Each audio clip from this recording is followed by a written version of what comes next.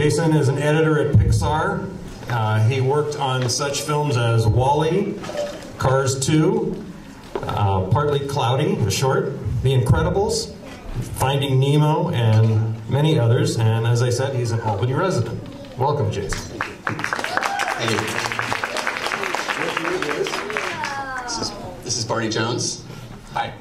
He's a music and sound effects editor on our picture. And you want to do your own bio? Oh, my bio. I worked on a whole lot of stuff over the past 25 years. It's been great. I've been at Pixar for about 7 years and done a lot of shorts and things like that. Before that, I had a company called Earwax Productions in San Francisco. We did a lot of stuff, from Mac OS system sounds to Francis Ford Coppola's Dracula. That's right. Barney's responsible for all the syncopated rhythmic raindrops you hear in the beginning of this. He came up with this solution, correct me if I'm wrong. He mapped raindrops to the keyboard and actually played in time with the music. Yeah, so should we talk about rain? Yeah. Yeah, do you have any? Well, talk about whatever you want to talk about, and then we'll open it up to questions. You want to? Okay. So you probably noticed that there's a lot of rain in that short,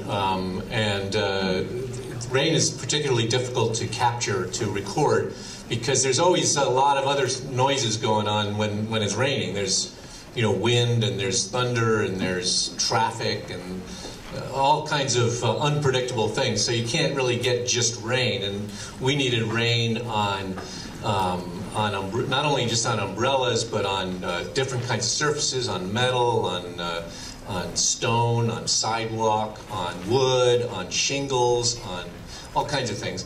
And so I ended up having to record the rain drop by drop, and had a whole studio with a couple of big ladders, and I had a dropper, and we were just dropping drop by drop rain on different surfaces, and including umbrellas. And the problem came when I first started doing it. So drop by drop, you get a track of plop, plop, plop, plop, plop, plop, plop, plop, plop, plop, plop, whatever, just single drops. And then once you do about 12 of those tracks, it starts to sound like real rain. And then you can spread them across the left and the right and all over the place, and it sounds like rain, because that's what rain is. It's just drops and drops of water. So I did that for the umbrellas, and because we needed rain on the umbrellas, and the umbrellas are the main characters. And so then I played it. I should have taken that water. There goes the popcorn right there. Thank you.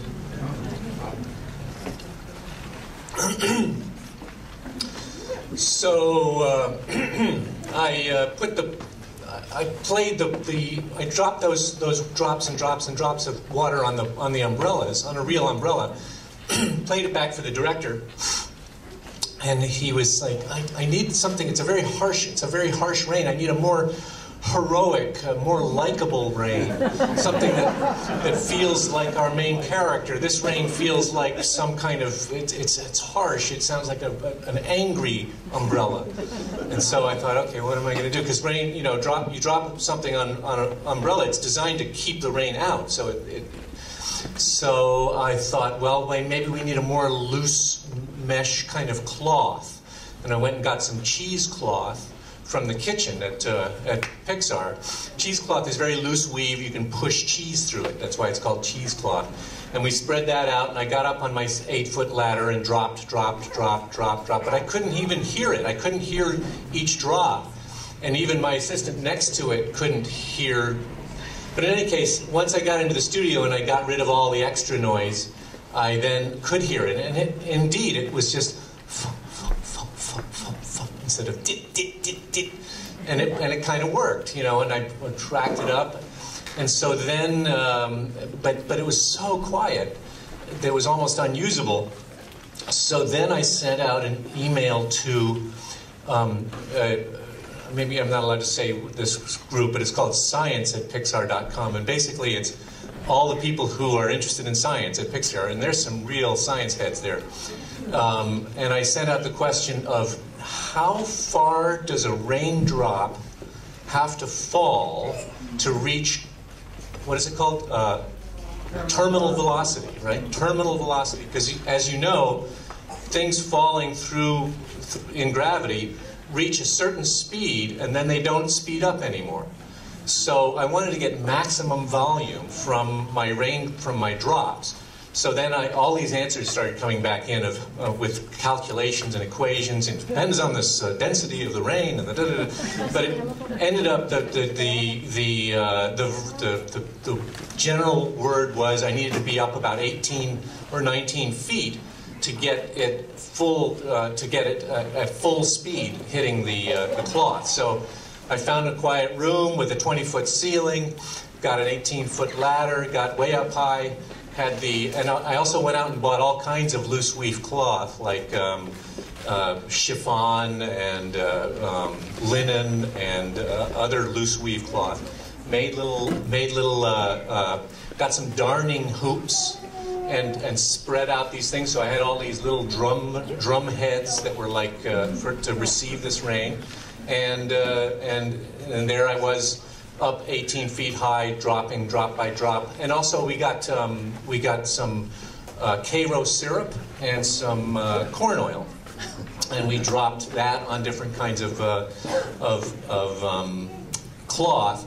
And then we ended up with a variety of heroic rain, a variety of likable rain, kind of a female rain versus a male rain, and all these varieties that we were able to weave into the storytelling of this movie. So that's sort of a strange tale from the sound design world. You thought I just came off of a CD somewhere, didn't you?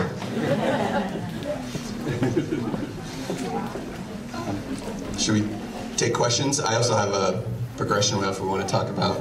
You want to do that now? Talk about the process.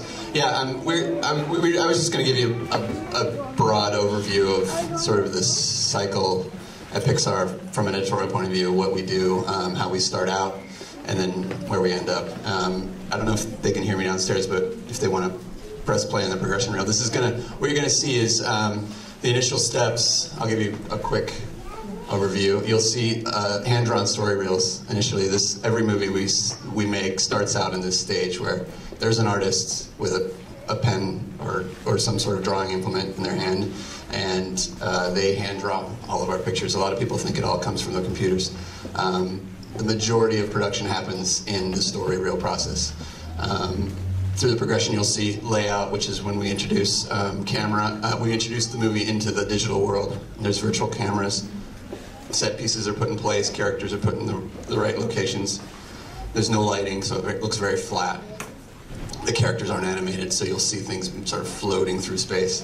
And then after that, you'll see final animation with no lighting, and then you'll see lighting, and then at the end, we'll do a recap of the whole thing. So if you want to press play on that. Okay, are we ready to go back there for film? Yeah, so backing up to talk about where the idea for the movie came from. Sascha Unsold is a German-born filmmaker. He's been at Pixar for a number of years. I think he was at Cars 2 or Brave. He started on as a layout artist. So which is essentially a digital cameraman. He's been a filmmaker for a long time in his home country, and he had a few ideas that he wanted to pitch for a short film at Pixar, and the shorts are really important to the studio still, even though they're not a big moneymaker. They don't. They're definitely this sort of labor of love for John and the rest of the creative heads. We do our R&D there. So what they do is they open up. They open up the field to if you have 3 ideas you want to pitch for a short. So Sascha got a few ideas, and The Blue Umbrella was the last of his 3. It was a sort of throwaway idea. He got walking through the city one day. He saw an umbrella discarded in the gutter, much like we see Blue in one of the final shots. And he thought he thought of a character there, and then he thought to himself, what would it be like if we made a movie about what happens to the city when it rains and how the characters come to life, and sort of this is what ended up they ended up approving. They listened to his 3 pitches, and this one was the overwhelming favorite. And so then they kick. What happens next is they sort of kick him off with a producer, and he starts casting about the studio for folks who are either in the features or in between shows, and then we get to. It's great because we get to do other things on the short that we typically wouldn't do, and that's how I end up cutting. And then let's see, he teams up with an editor initially, a story artist, and a production designer, and then we set to work on doing a story reel like you saw. So, and then once we sort of start locking scenes in that story process, the hand-drawn process, then we start sending it off to layout. We put cameras in place, sets in place, and then that gets a whole nother editorial pass. This whole process takes about 10 to 12 months, and then Barney comes on to do the final mix in the end. But you were on sort of throughout to do the music edit too. This show was heavily dependent on the music. In fact, we had one of the hurdles early on was that John wanted the entire city to sing. They wanted the buildings were singing, and the gutters were singing. So all the way up through, I think like 7 or 8 months of the production, we had just about every character singing, and it just became untenable with the music design the way it was, and with the composer the way it was. But it was a really big challenge. You know, a lot of times the directors come up with these challenges for us that are really hard, but our job in editorial is to serve the director's vision and to try and make it work. So you have to kind of buy into it in order to make it work. And you know, this concept of that. You saw the grating kind of come to life, and you saw that the little drain pipes had little faces, and that they all became characters in the city. And as Jason said, Sacha wanted them all to sing, and at first, and so we spent several months trying to figure out how to do that. And he really loved. I'm not going to be able to do it. The name of the singer, Sarah Jaffe's voice. Sarah Jaffe is a chanteuse from Texas, and puts out albums, and she's very talented and a very intimate kind of a singing style. And he had said, you know, so we were thinking at the beginning, oh well, all these different characters sing. It's going to be like one of those merry melodies or the silly symphonies of the early Disney, and oh, how fun would that be? And then he said, no, we don't want it to be like that. You know, we want one voice. They all sing with this one voice, this one woman's voice. And so, you know, you kind of wonder, okay, well, why do they all have one voice? But you put those things aside and you try to serve the director's vision. And it's because usually they're a director for a reason, and you know, and they know things you don't. So you don't go, oh, that's not going to work.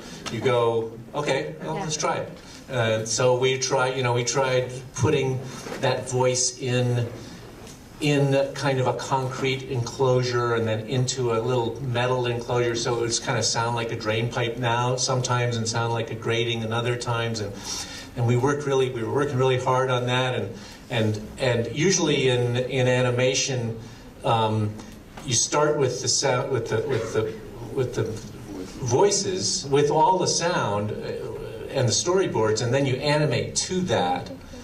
So we needed to then, if they were going to be singing, we needed to nail down the singing first so they can animate to that, if you follow what I'm saying. And so we were working hard on it, and I'm going through review after review, and we always review with John Lasseter, this King John at Pixar, who approves everything, and he finally, late in the game, was looking at our trials, and he finally said, you know, it's really great, but I think you just got to throw out the singing, this idea that all these people sing, and it was kind of a disappointment to those of us who were trying so hard to make that vision real, but then it just liberated the whole movie from that need. So ultimately, it was exactly the right choice. So now the singing voice is not not a character, but it's, what's that word? What is the word for that weird word that Tony Greenberg? Diegetic. It's diegetic music, which means it's, you don't see it, you don't see the source of the music, it's score. Maybe a good time for questions if anybody has. Let me borrow one of those mics. So I'll bring the mic around if you have a question for the group here. First one. Thank you. So you mentioned that shorts often are not money makers, yet is their primary function as kind of a training ground, or what is the primary purpose? Yeah, so actually, I don't know if anybody's familiar with the general history of Pixar. It started out with, they started out manufacturing shorts only because that's all the capability they had, really, the rendering time and etc. It took a long time just to make a short film and on there a was computer. demos for software. And there were demos. Yeah, they were all this stuff was tailored for. They were a hardware and software manufacturer, and they're demoing this stuff at SIGGRAPH and other places. So the shorts are basically the DNA of Pixar. And John he funds these things. These are his. He pays special attention to the shorts at the studio, and he's a big proponent of having a bonus movie at the feature. All of our features are released with a short in front of them. Oh, wow. It's a Disney tradition kind of thing. It goes way back, and it's one of these things that it's a free gift with purchase, as some say. And also, it has the added benefit. There's a twofold benefit to it. It allows the studio to keep people busy and interested in fun projects they wouldn't normally get to do. Like this, we did. And then secondly, we get to R&D stuff, like you said, So Jerry's Game, back in the day, the two old men playing, one old man playing chess with himself, that was a cloth test initially that resulted in things from Toy Story, and then there was, what was the one for Sully's hair? There's just a number of things that that the studio needs to figure out technically that they can do in a short, But they couldn't do on a large scale like that. Does it help you, find good artists, good composers? I'm sorry. Different folks with different talents. Does it serve for Yeah, that? so yeah, it allows those of us at the studio who are in a certain to sometimes step up and take a greater responsibility. I got to cut this as a lead editor. In the feature world, I cut as an associate editor. Right. So it keeps it, and it's fun too. We get to experiment with new things. So on the technical side, we tried out a new lighting rig for this show that they were hoping to roll out for Toy Story 3 and beyond. So we got to sort of thoroughly test that, work the bugs out on it, and then they get to roll it out, and they don't have to deal with all the. They get it sort of road tested, So it's a little sort of Great system. Yeah, it's great. Another question for our group right here. Oh. Okay. Why doesn't Pixar make those shorts a little more of a moneymaker by releasing DVDs of, say, 4 shorts? Do they do that already? Because that's one thing I would love. Yeah, I think they have compilations. If you, I'm sure if you look, yeah, there's a couple volumes now. It's not. I say it's not a moneymaker. They do monetize them in some way. I think they're on the iTunes store and those places. But it makes. Compared with the features, it's nowhere near that. So they don't consider it a viable business model. But just for the viewers who love the yeah, no, you can go out. I think there's a Blu-ray with the shorts on it now, and I think that all of the Cars tunes, which they started out as just a shorts project, and then got folded into this whole Cars tunes saga. Like you can buy all the Cars tunes on one DVD or Blu-ray, and you can buy all the other shorts on another volume. So yeah, I know they're out there. You can definitely buy them. Okay, yeah. thank you. Maybe they're on YouTube. I think there was a question over here on the side of the room. on YouTube, I'm sure. Someone had a question over here. On average, how long do Pixar shorts usually take to create from start to finish? On the show, for Sashka, for example, he's the director. From the moment he pitches the project to its completion, he's basically the longest running crew member, and he'll be on that. I think he pitched in March of 2011. He said it was the summer of 2011. They greenlit it. He started staffing up in January 2012, and then we were, I think, final mixing November in 2012 at the ranch. Yeah. So November, December. So somewhere between, depending on who you're talking about, from an editorial point of view, I came on after I came on, I was on for 9 months. So that's probably ballpark. The features take about 3.5 to 4 years by comparison. Hi, the film is great. I was wondering, how do you ever think of mixing live action into the animation, or is there any advantage or disadvantage to maybe just adding a little bit? Yeah, we serve at the needs of the director, like Barney was mentioning earlier. If they have a call for they want live action, they get live action. I was lucky enough to work on WALL-E, and we actually did incorporate some live action for the first time. That was the first time Pixar ever included live action. This is the captain? Yeah. What was his name? Charles Grodin. Yeah, Charles Grodin. We shot some live action for that, and we also used stock footage, live action stock footage from Hello Dolly, which we had to obtain from another studio. But it's only, I mean, it's not, it's, if you're asking, are we ever going to sort of trend in the live action direction, I can never say, I don't expect so, but there's like WALL-E as an example, there's times when we do need to do that. It's all up to the director. It's a director-driven studio, so whatever the story needs, we provide. I had a question right here, and then you, sir. Do you have tours of the Pixar in Emeryville or the ranch? It's a closed studio, and there's not a public tour of any kind of. What about the ranch out in Marin County? I don't know about the ranch. Yeah, you know more. No, you have to have a friend who works there. Okay, right here. So I heard that for this picture, it was an in-house artist. What about ideas from the public? There may be a great idea out there, and how would someone be able to get a hold of somebody to pitch it, just like your in-house artist did?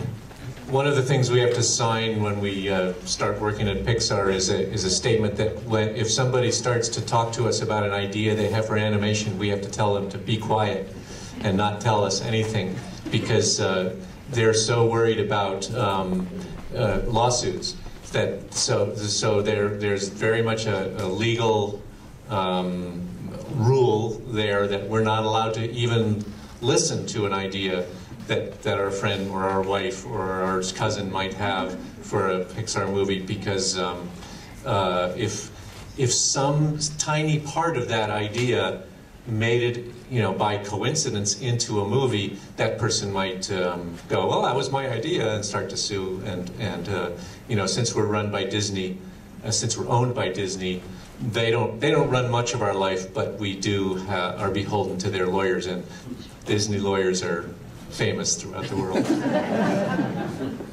Okay, we have a question up front. What is your favorite short film or movie you've ever helped make?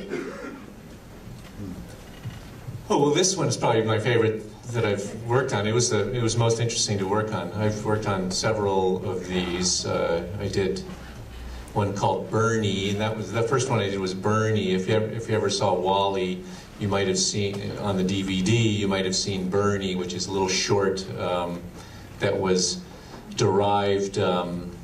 Angus made that. His idea was there's a little welding robot who works on the outside of the spaceship and has one quick scene, or maybe two appearances in the movie when when Wally gets thrown out the airlock, there's Bernie working on this little welding thing, and he loses his welding welding material, and I think that happens more than once, right? But Angus decided, I'm going to make a short that's about this welding robot, and is going to tell the story of this welding robot. And that was fun to work on. It was challenging because we had to cut between the actual Wall-E movie and our own little movie, which was the story of this guy. That was a fun one. You got any? And Day and Night was also a fun one that I got to work on, which was very conceptual, where the two characters of Day and Night they each contained. It's hard to describe.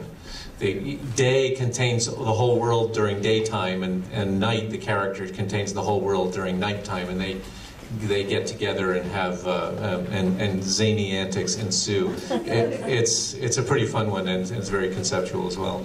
Do you have any? For the ones I've worked on, I think this is probably my favorite short, because I got to see intimately what was involved and participate on a level I hadn't before. And then feature-wise, I think The Incredibles was probably my favorite that I worked on, only because I was learning a lot from the crew I was with, and it was a sort of formative project for me. I got to work with Brad Bird, and I had a lot of really great lessons from him that I'll probably cherish.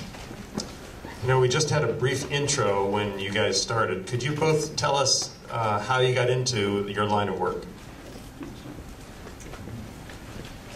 I got into my line of work from the music end. I went to a conservatory, music conservatory, and studied singing and playing and conducting and composing, and got into and I conducted operas and things when I was in my 20s, and wrote lots of music, and then started, and then I went and studied electronics and recording, and then switched into the studio world, and gradually over the years, it's tough to be in film in San Francisco. I wasn't very much into film, because San Francisco's not really much of a film town. But I did all kinds of other stuff, like theater and like I said, opera and sound design for weird things as well. And then I started working for. I did some work on Dracula, and started working for Francis Coppola, doing temporary music and things like that, and gradually just got into being able to work in film. And then the guy who was hiring me at Coppola's outfit moved to Pixar, and he said, "You want to do some work there?" So I said yes. I went to college at San Francisco State and studied film. Yay! Yes, I'm a Southern California kid, born and raised. I came up here for school, and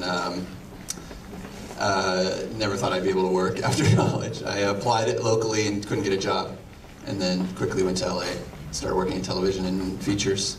Met some great people down there who were also interested in coming back to the Bay Area, and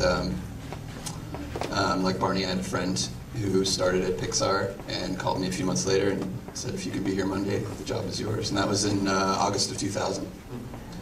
Yeah, so I started on Nemo. The first thing I did when it came to Pixar was I processed Ellen DeGeneres' dialogue for Dory. That was my first job. And the storyboards you see up there, those are all drawn digitally now in Photoshop. But back in the day, when we were out at Point Richmond, they were still drawn on paper, and we would set them in a registrated sort of table there, and then we would literally videotape 5 seconds of every storyboard, and that was the second job I did. So it was Dory, it was Ellen in the morning, and then it was shooting storyboards at night, and then 14 years later, here you are. Yeah. Other questions for our group?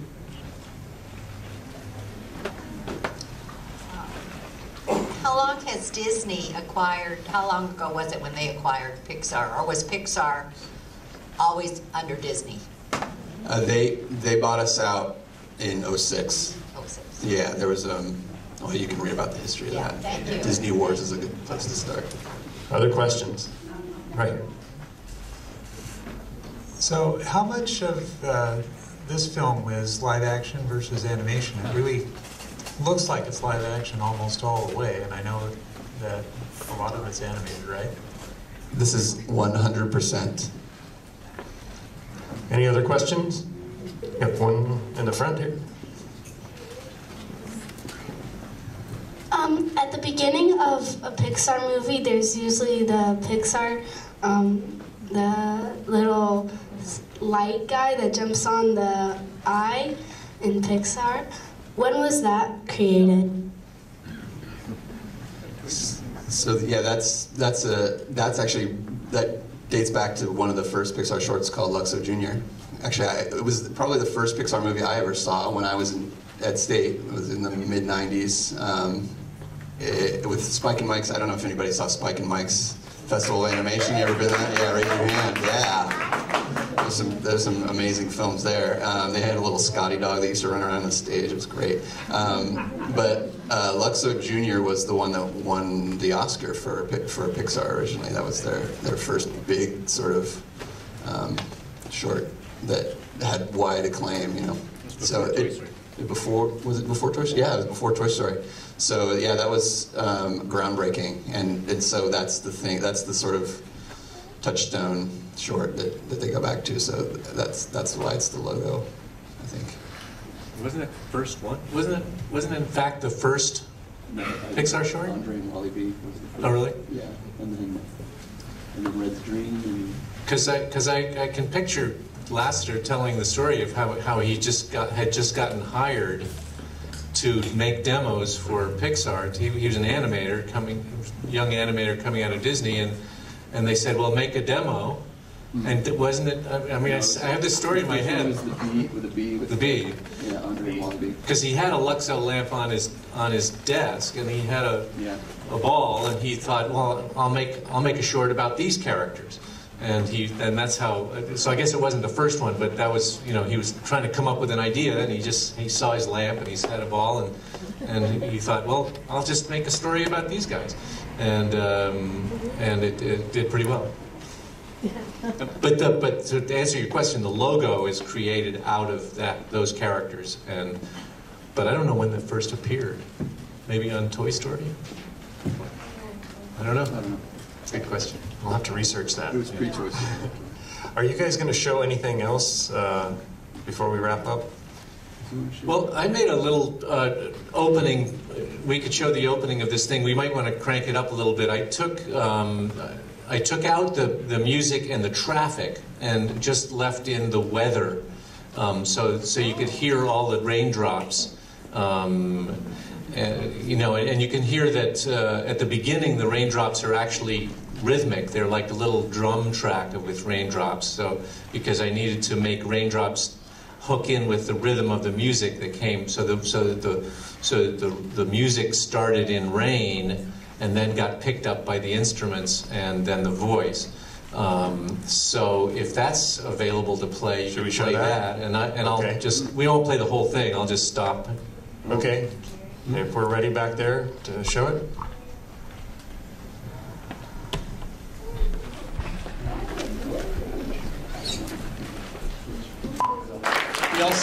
We also staged in a big room. We got about 15 or 20 people, all with umbrellas to push them together and move them around. So we got the sound of a bunch of umbrellas together. I just have one last thing. There was talk earlier about cell phone movies and stuff, and I just wanted to share with you one last thing. And so I got permission to show this from Sashka. He made this after greenlighting the picture.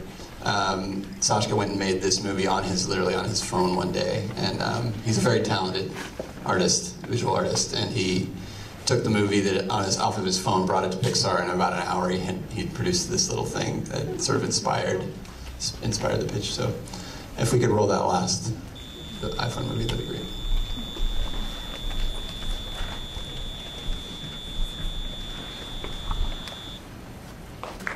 One before you go, you may have noticed out in the lobby, there is an antique piece of film equipment that Jason brought with him from Pixar, and I wanted Jason to talk about that for a minute. Tell me what it is. Yeah, it's more of a museum piece now, but we used to make movies on film, and so that's a 35 millimeter bench that was actually in use as of in full-time use as of, I think, Finding Nemo was the last picture we started shooting. Well, we were shooting dailies on, then we went digital. We keep it around for archival reasons, and occasionally we need to bring up a print.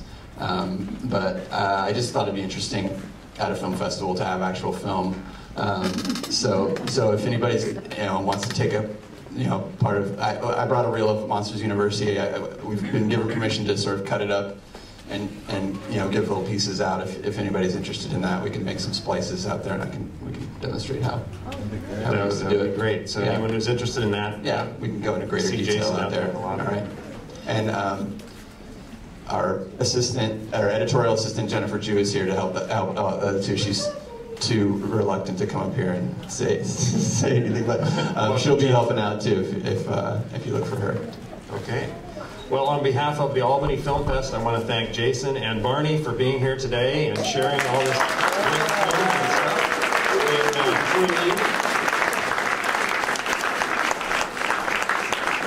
We have some lovely parting gifts for you. I hope you like that. Thank you very much. Let's hear it for Jason and Barney.